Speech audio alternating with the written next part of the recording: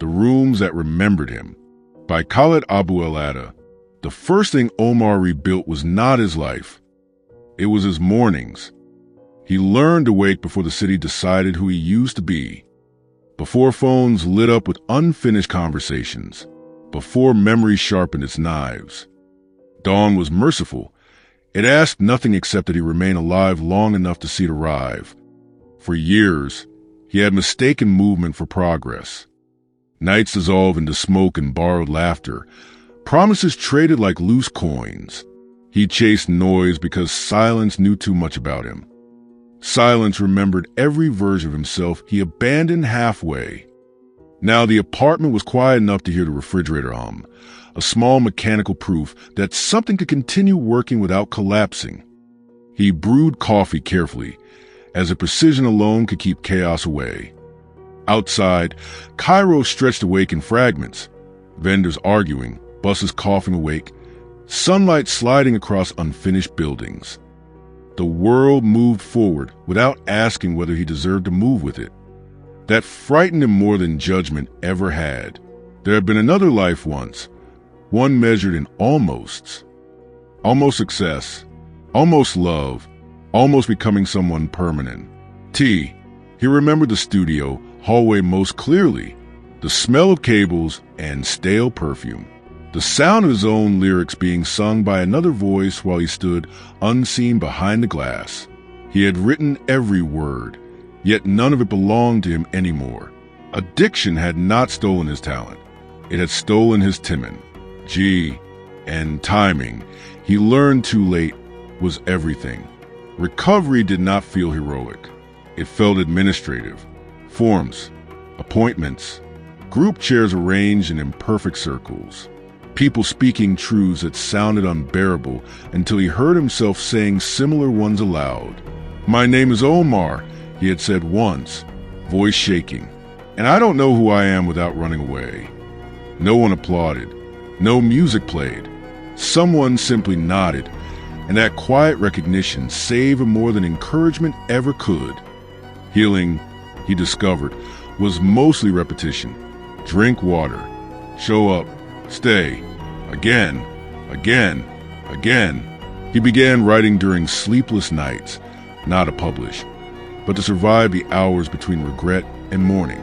Letters he never sent accumulated in a drawer, apologies to friends, explanations to strangers, conversations with versions of himself that no longer existed. One letter began, "I forgive you for not knowing how to stop." He stared at that sentence for weeks before believing. It. Writing turned memory into architecture. Pain gained walls and doors instead of flooding everything. Words gave shape to chaos. Sentences held emotions long enough for him to examine them without drowning. Some nights he realized he was not writing about addiction anymore. He was writing about absence, the empty chairs left behind after people stopped waiting. Work returned slowly.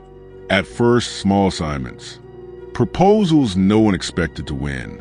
Documents assembled quietly while others chased recognition. He discovered he was good at building structures others depended on, strategies, arguments, systems that connected scattered ideas into something convincing. Winning a contract felt strangely similar to surviving withdrawal. Both required patience, discipline, and belief before evidence appeared. Colleagues saw efficiency. They never saw the ritual behind it, the careful routines protecting him from falling backward. Every deadline met was a promise kept a man he nearly lost. One rainy evening, years later, he passed a cafe he once frequented during darker days. The tables were smaller than he remembered, the music softer. For a moment he expected shame to return like an old creditor. Instead, he felt distance. Not pride, not happiness. Distance. The past had not disappeared. It had simply stopped controlling the direction of his steps. He sat by the window and opened his notebook. A line arrived without effort. Survival is not loud. It is a decision to remain when escape becomes easy again.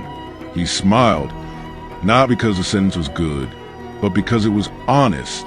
People later asked when his life truly changed. They expected a dramatic answer, a single revelation, a miracle, a cinematic turning point. He never knew how to explain that change happened invisibly, in mornings repeated, in cravings resisted quietly, in choosing responsibility when no one was watching. Transformation, he learned, rarely announces itself. It accumulates, like sunlight slowly claiming a room. That night, he walked home through streets glowing with late traffic. Somewhere nearby, laughter echoed from a balcony. Somewhere else, someone was beginning the same descent he once believed endless. He wished he could tell them something simple. You do not rebuild life all at once. You rebuild it in habits small enough to survive tomorrow. He unlocked his apartment door. The familiar silence greeted him. No longer an enemy, but a witness. The rooms remembered who he had been, but for the first time, they also recognized who he was becoming. And that was enough.